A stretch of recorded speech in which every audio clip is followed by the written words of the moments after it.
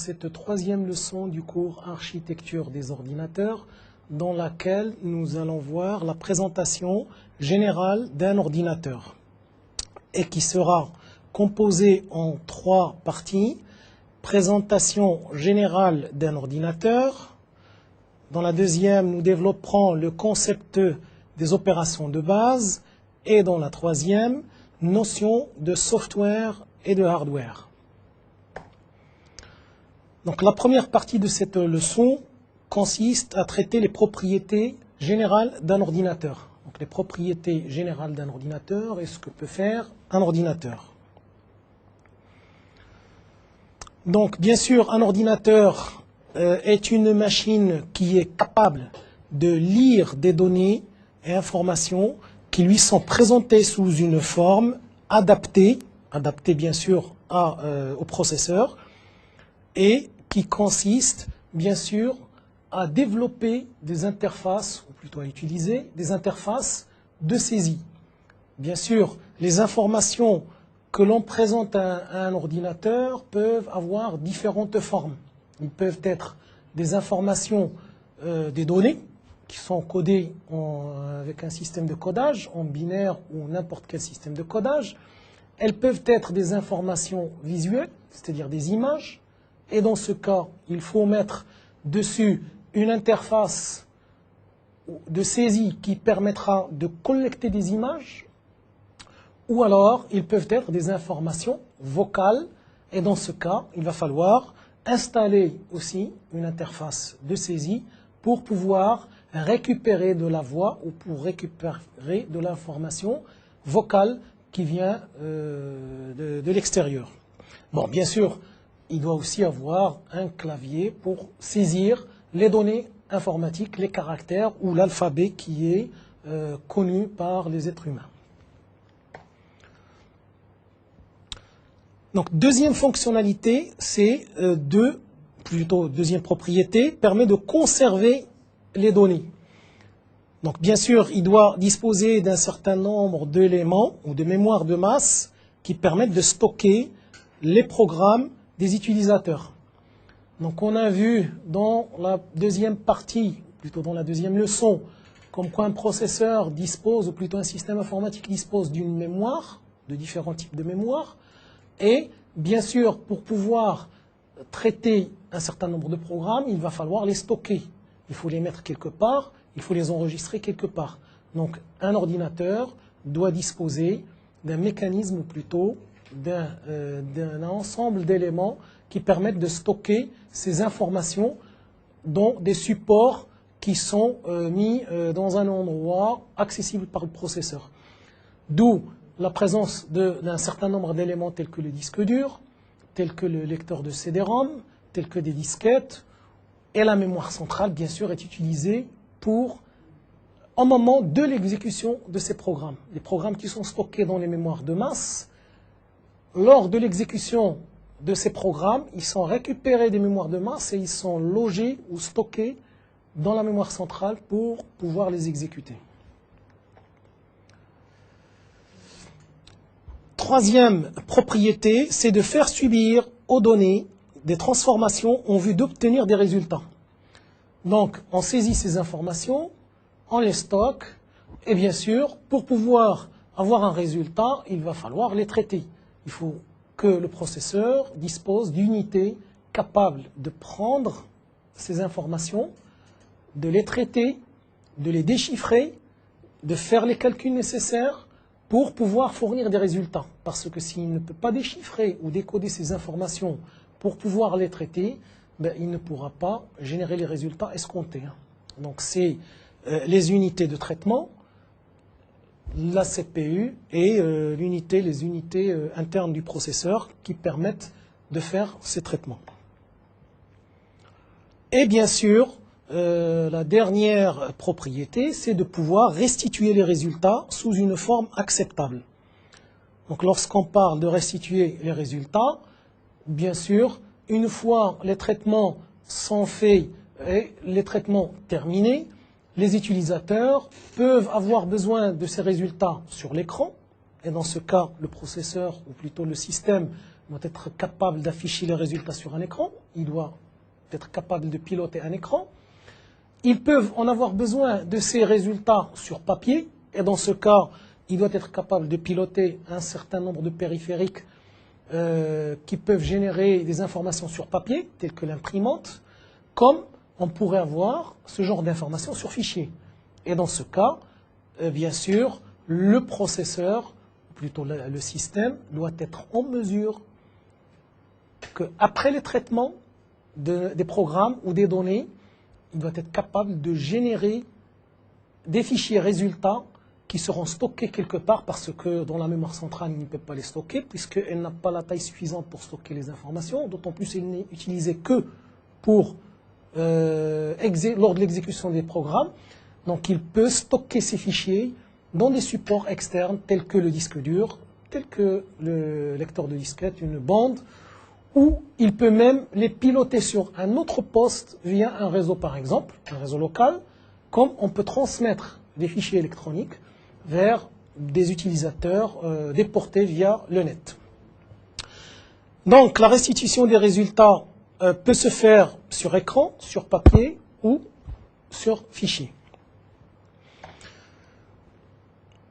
Si on essaie de schématiser le fonctionnement, ou plutôt les propriétés d'un ordinateur, donc on peut le faire sous forme de couches. Donc on a en interne, ou plutôt dans le noyau, on a le processeur plus la mémoire centrale. Le processeur, comme ce qu'on a vu, est composé de l'unité de traitement et de l'unité de commande, plus la mémoire, compose le noyau d'une architecture informatique, ou plutôt d'un ordinateur. Vient aussitôt après, une deuxième couche appelée unité d'échange. Donc cette couche-là permet d'avoir les unités nécessaires pour pouvoir faire communiquer le processeur avec les unités périphériques. Donc on a vu tout à l'heure qu'on pourrait connecter au processeur un ensemble de périphériques, tels qu'un disque dur par exemple, tel qu'une imprimante, ou n'importe quel type de périphérie. Donc cette périphérie sera connectée au processeur via des unités d'échange. Donc on a vu aussi qu'on peut avoir des périphériques qui sont beaucoup plus longs que le processeur, des imprimantes qui sont électromécaniques. Donc pour ne pas ralentir le processeur, on pourrait justement utiliser des unités d'échange qui permettent de convertir les signaux logiques du processeur en provenance de la mémoire centrale vers des unités périphériques via ces unités d'échange. Donc c'est ces unités qui permettent de convertir les signaux logiques en signaux analogiques pour pouvoir piloter ces unités périphériques.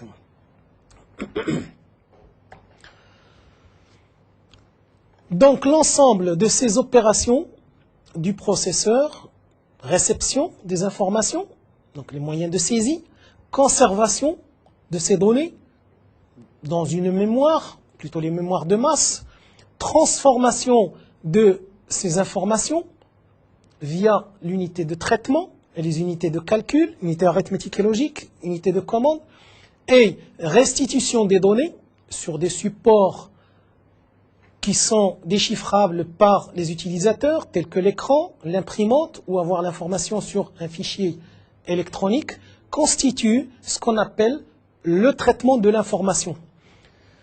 Donc un ordinateur, en fait, est une machine qui permet la réception, la conservation, la transformation, donc réception des informations, les conserver, les stocker, pouvoir les traiter, pour faire porter des transformations à ces informations et pouvoir restituer les résultats.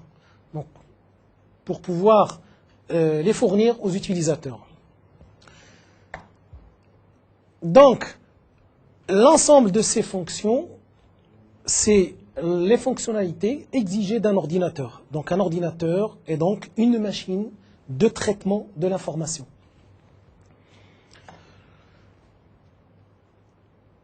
Bien sûr, l'ordinateur, plutôt le processeur, pour pouvoir orchestrer l'exécution d'un programme, ben, il exécute les instructions du programme. Parce qu'un programme, ce qu'on a vu, est un ensemble d'instructions qui sont logées dans la mémoire, les unes après les autres.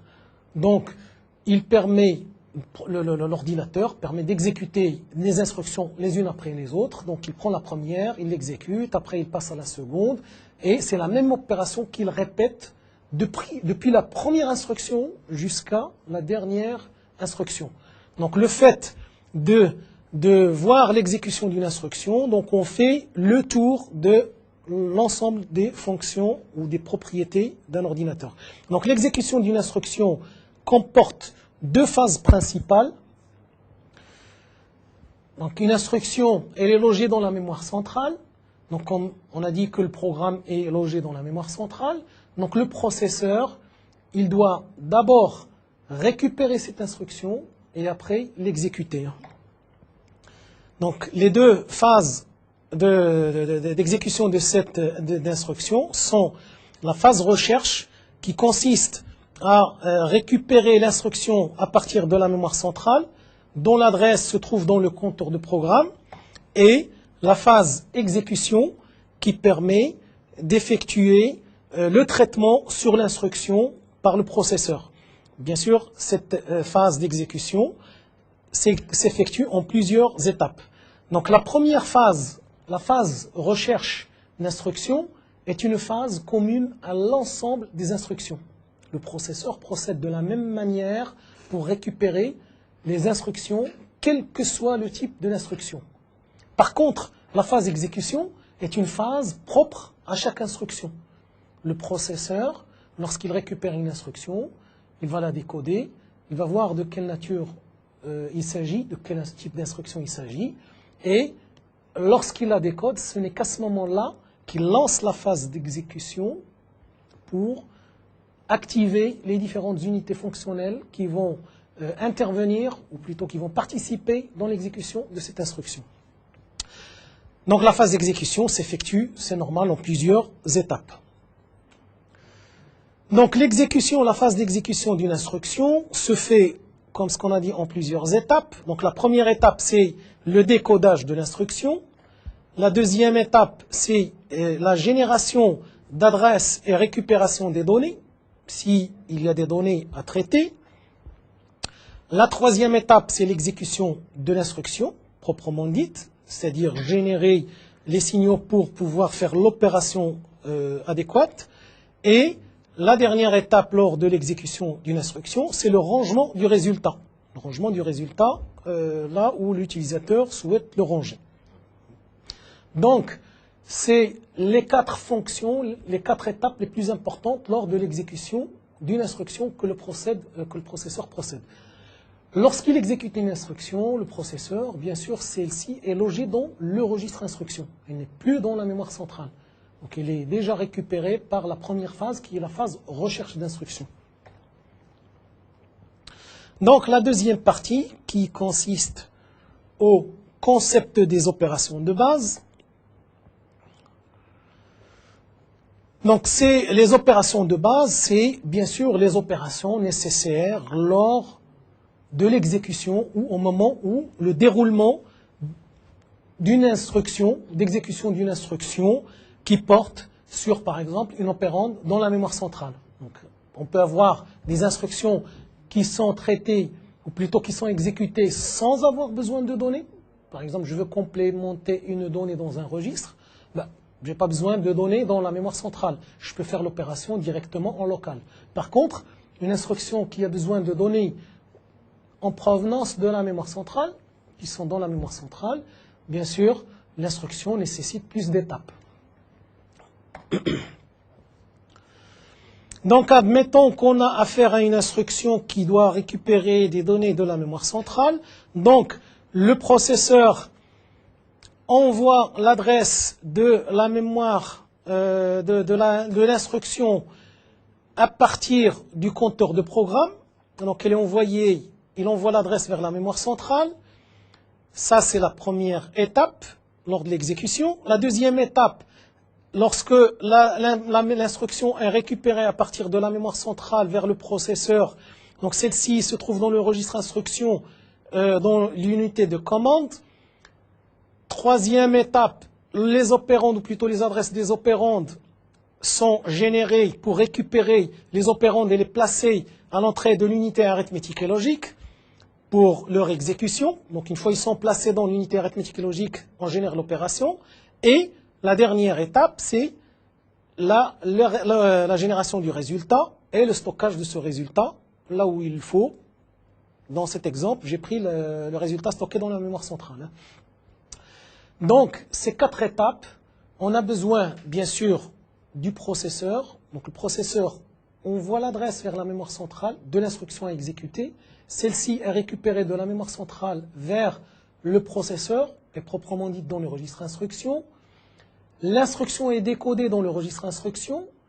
Et si on a besoin d'éléments, ou plutôt d'opérandes dans la mémoire centrale, les adresses des opérandes sont générées vers la mémoire centrale.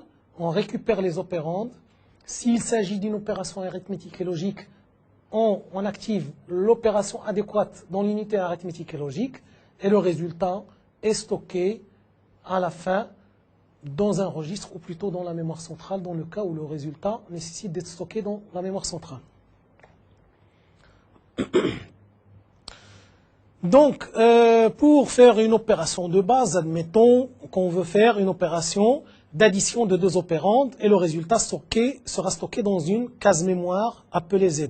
On va additionner X et Y et on veut mettre le résultat dans Z, dans la variable Z. Donc, dans ce cas, si on a affaire à une machine qui peut être programmée avec des mnémoniques, donc on a besoin, bien sûr, ici, dans la première instruction, pour pouvoir exécuter cette instruction, donc au niveau assembleur, on a une instruction qui permet de charger la variable X dans l'accumulateur, une instruction qui permet d'additionner Y à la variable qu'on a chargée dans l'accumulateur, et une troisième instruction qui permet de ranger le résultat dans Z. Donc la première instruction consiste à récupérer le premier opérande et le mettre dans l'accumulateur, puisqu'on a dit que on a dans l'unité arithmétique et logique, on a 2 registres en entrée et un registre en sortie qui est l'accumulateur. La deuxième instruction permet d'additionner le deuxième opérande avec l'accumulateur, puisqu'on a ici mis dans l'accumulateur la variable X. Et le résultat, bien sûr, sera stocké dans l'accumulateur. Et la troisième instruction permet de ranger le résultat dans la variable Z. C'est-à-dire, elle permettra de mettre le contenu de l'accumulateur dans la variable Z. Bon, bien sûr, on verra plus tard que cette machine est appelée machine à une adresse, puisqu'on ne peut manipuler qu'une seule opérande à la fois. On ne peut pas avoir, par exemple, mettre add x, y. Bon, ça, c'est une machine à deux variables ou à 2 adresses. Donc ça, c'était la machine basique, la première machine qui a été développée pour travailler en assembleur. Donc, on a dit qu'on a affaire à un codage des instructions. Ces instructions, pour que le processeur puisse les exécuter, il les décode. Et, bien sûr, il va falloir codifier l'ensemble des instructions. Donc, c'est ce qu'on appelle le code d'opération. Donc, lorsqu'on a affaire à une machine, à une adresse, on a le code d'opération et l'adresse. Et dans ce cas, dans le code d'opération, on a l'ensemble des informations nécessaires pour dire au processeur de quel type d'instruction il s'agit. Et dans le champ adresse, on met les adresses des opérandes qui sont concernées par l'instruction. Si par exemple, je mets chargement X, chargement, c'est une opération. Donc il y a le code d'opération de l'instruction et on a l'adresse de X. Donc dans l'adresse, on aura X. Et on peut aussi avoir affaire à une machine à 2 adresses. Donc c'est une machine dans laquelle il y a un code d'opération et on a deux opérandes. Donc on a opérande source et opérande destination.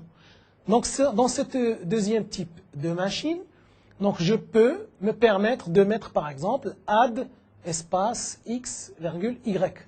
Et l'instruction add x, y permet de me donner le résultat de x plus y, et le résultat pourrait être stocké dans x ou dans y.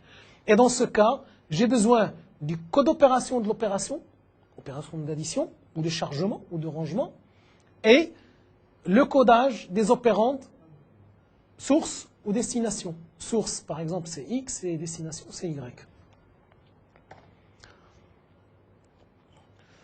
Donc, aussi dans le concept de base, on a la notion d'interruption. Bon, c'est quoi une interruption?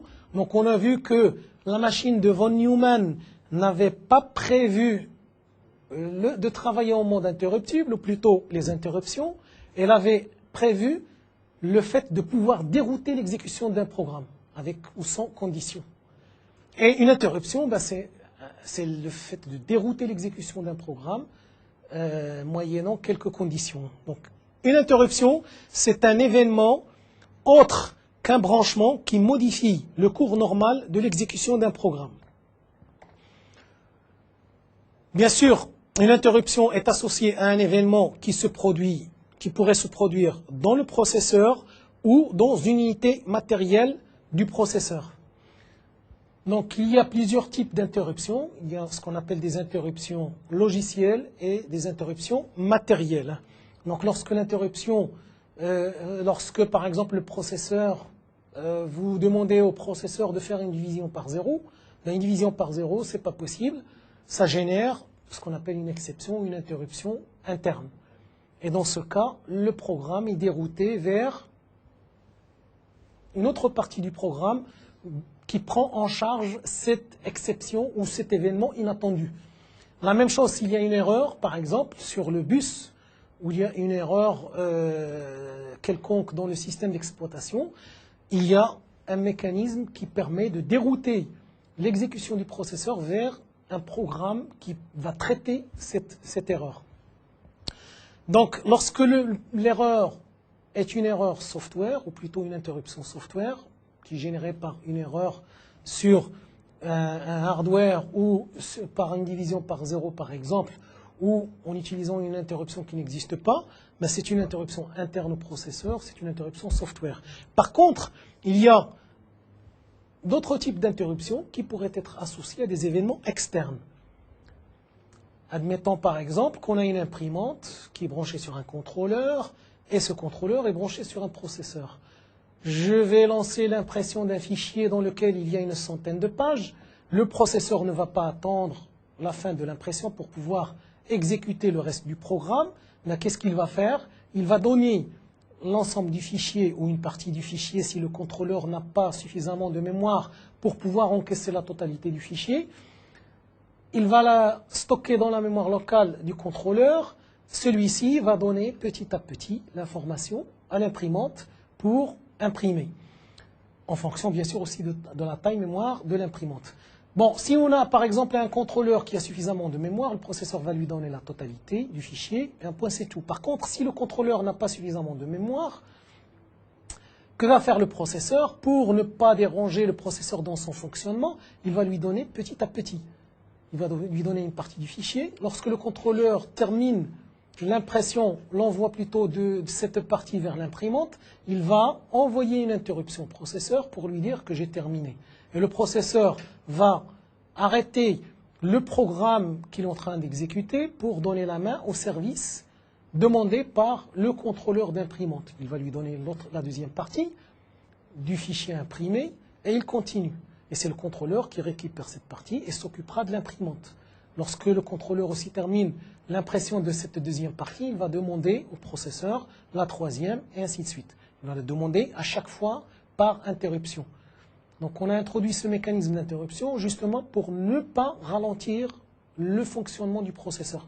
Donc le processeur peut traiter un programme ou n'importe quel programme qui est lancé par un des utilisateurs et en même temps il lance des requêtes pour dialoguer avec des périphériques. Et chaque fois qu'un périphérique a besoin de son assistance ou a besoin d'un service du processeur, il lui envoie une interruption. Le processeur répond à la requête ou à la demande de service de la périphérie sans que l'utilisateur se rende compte que le processeur a interrompu son travail et a donné la main à une unité externe. Bon, bien sûr, plus l'unité est lente, plus le temps de réponse du processeur, ou plutôt le temps exigé par les périphéries au processeur est long, et l'utilisateur peut distinguer ce ralentissement dans le fonctionnement. Bien sûr, lorsque vous lancez l'impression à partir d'un fichier dans le disque dur, par exemple, ça passe inaperçu parce que le disque dur est rapide. Par contre, si vous lancez une impression à partir d'un lecteur de disquette, ben vous allez vous rendre compte qu'à chaque fois que le contrôleur a besoin d'informations, à récupérer du fichier qui est dans la disquette, vous allez voir la LED qui s'allume et le processeur, vous allez voir que le sablier est en fonction parce que le processeur récupère la donnée qui est dans la disquette et la disquette est beaucoup plus lente par rapport au disque pour qu'il puisse envoyer l'information nécessaire au contrôleur. Donc, bien sûr, on a dit que l'interruption est un événement externe. À la suite d'une interruption, l'exécution est déroutée vers un autre programme.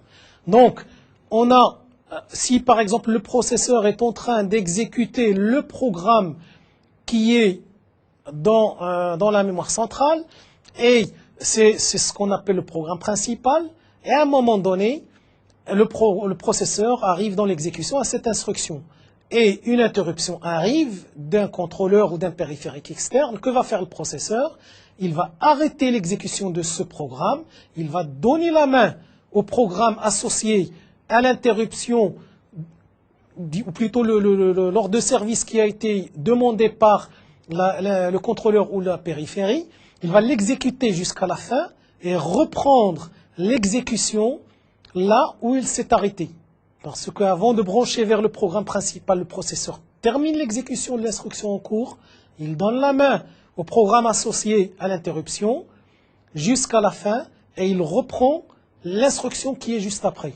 Bon, bien sûr, il y a un mécanisme de sauvegarde de l'adresse de retour moyennant la pile système ou la pile utilisateur et le processeur, avant de brancher vers le programme d'interruption, il sauvegarde l'adresse de retour ici, qui est juste après l'instruction qui est en cours d'exécution. Et lorsque le processeur arrive ici vers la dernière instruction du programme d'interruption, il reprend, il remet dans le contour de programme l'instruction, l'adresse de l'instruction qui est juste après celle qui était en cours d'exécution. Et l'exécution reprend là où elle s'est arrêtée, pour que l'utilisateur ne sente pas l'arrêt du processeur et il travaille comme si rien ne s'est passé.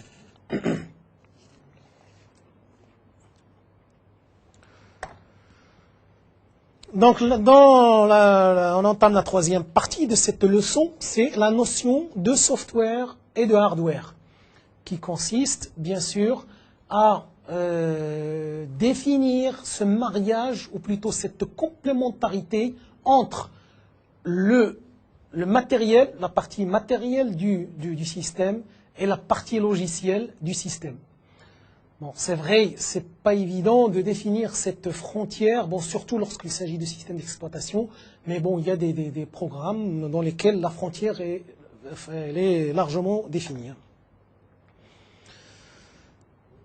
Donc, dans la partie hardware, bien sûr, nous avons ce qu'on appelle la technologie, qui consiste à la physique des semi-conducteurs, comment les composants sont conçus, ou plutôt c'est la physique des semi-conducteurs. Donc c'est les transistors, c'est les circuits intégrés, donc c'est les différentes technologies, TTL, MOS, MOSFET, donc toutes les technologies qui sont utilisées pour la conception des circuits intégrés, des composants nécessaires aux unités fonctionnelles d'un ordinateur pour fonctionner. Il y a la deuxième partie importante dans disons, la partie hardware, c'est la logique. Donc la logique, à partir de circuits intégrés, on a conçu bien sûr des circuits logiques qui permettent de faire des fonctions telles que l'additionneur, telles que les registres. À partir de ces registres, on a conçu des registres à décalage, décalage à droite, décalage à gauche, des horloges, ou plutôt des compteurs. Et à partir de ces circuits logiques, on peut, bien sûr, faire ce qu'on appelle une architecture informatique ou une architecture d'un ordinateur. Donc la technologie, c'est les circuits intégrés. Au début, c'était les transistors, après on est passé aux circuits intégrés. Le deuxième élément important de la partie hardware, c'est la logique avec laquelle les composants sont conçus. Et la troisième importante, c'est l'architecture. Donc à base de circuits logiques, on les place en fonction d'un cahier de charge qui permet de définir l'utilité ou l'application de cette machine. Elle sera utilisée pour le contrôle de processus, ou alors elle sera utilisée pour la gestion, ou pour des automates programmables. Donc en fonction de la destination vers laquelle cette machine sera utilisée, on peut concevoir une architecture qui prend en considération les éléments qu'il y a des cahiers de charge, dans le cahier de charge, à base de circuits logiques. Bien sûr, la deuxième notion dans un système informatique, c'est le software. Donc il y a deux parties. Il y a ce qu'on appelle les langages de programmation et il y a le système d'exploitation.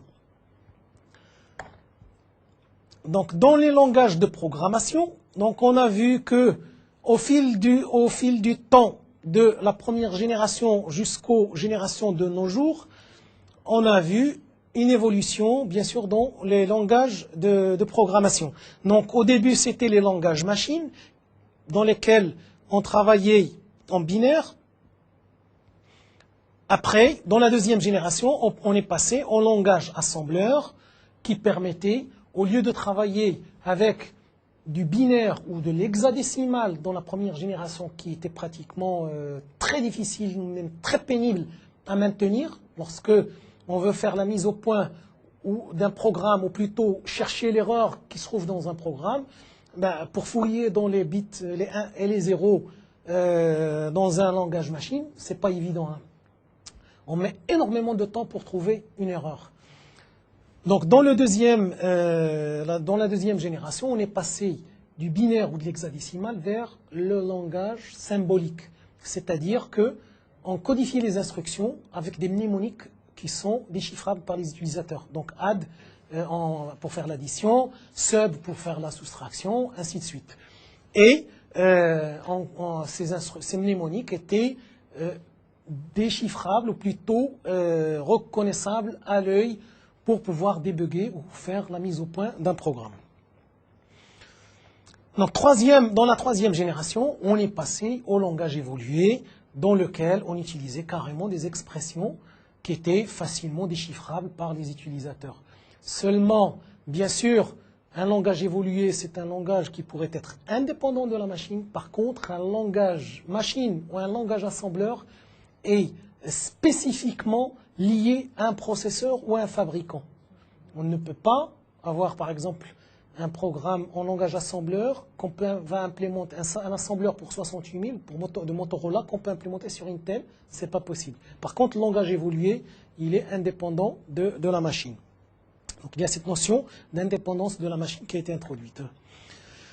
Et bien sûr, on est passé dans la quatrième génération des logiciels en langage, ou plutôt des langages de programmation, en langage orienté objet. Donc dans ces machines, ou plutôt dans ces langages de programmation, on est passé des expressions, ou plutôt des équations, carrément vers des objets. Donc pour définir une chaise, on a pu faire carrément un programme qu'on peut appeler chaise, et je peux manipuler cet objet dans mes programmes. Donc c'est une fonction qui a des paramètres de taille, de dimension, de format, je peux la tourner, je peux faire ce que je veux avec les langages orientés objets. Donc ça introduit énormément de facilité, aussi bien sur le plan interface homme-machine, visuel, et même au niveau de la facilité de manipulation d'objets dans les programmes.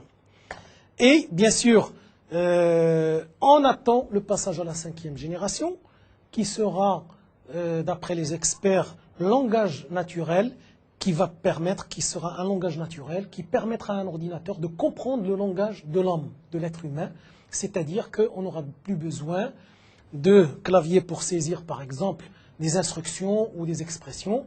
On pourrait lui parler, il va écrire le programme comme si on parle à quelqu'un, il comprend ce qu'on dit. Donc on lui parle, il sera équipé d'équipements pour reconnaître, pour reconnaissance vocale, et même il sera capable de prendre en charge un texte, interpréter une instruction qu'on va lui dire vocalement et répondre comme un être humain. Mais on est encore loin, très très loin de cette fonctionnalité.